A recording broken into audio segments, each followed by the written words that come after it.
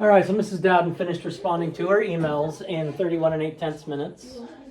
Mrs. Johnson finished responding to, or Mr. Johnson finished responding to his emails 8 3/5 minutes sooner than Mrs. Dowden. How long did it take Mr. Johnson? So was Mr. Johnson take longer or less time? Less time. So Mr. Johnson is less. So that means we would subtract, we would have 31 and 8/10 minutes minus 8 3/5 minutes. Now what's the problem with this? You can't minus fraction. Okay, I have a decimal and a fraction, so I need to make them the same. So what I'm going to do, the easiest way, do you know what 3/5 equals as a decimal? 3/5, that equals.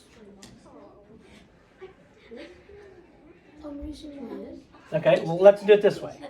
Let's change 31 and 8/10. Do you see that's 8/10? And this is 31 and 8/10. Okay? Minus 8 3/5. Now my denominators are not the same, correct? So what would my common denominator be? No, I can't change this to 5 by multiplying. Good, it would be 10. And multiply these both by 1, it's already over 10. What did I multiply by 5 by to get 10? 5 times... No. 5 times what equals 10?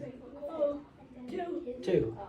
If I multiply my denominator by 2, I must also multiply my numerator by 2. 3 times 2 is 6. I have 8/10 minus 6/10 is 2/10. 31 minus 8.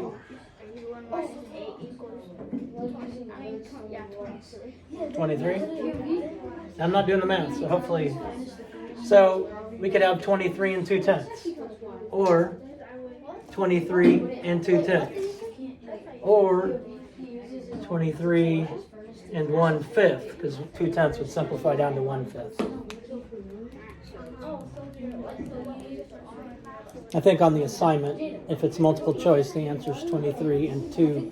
This should be 2/10, not 200. This should be 2/10. 2/10, not 200.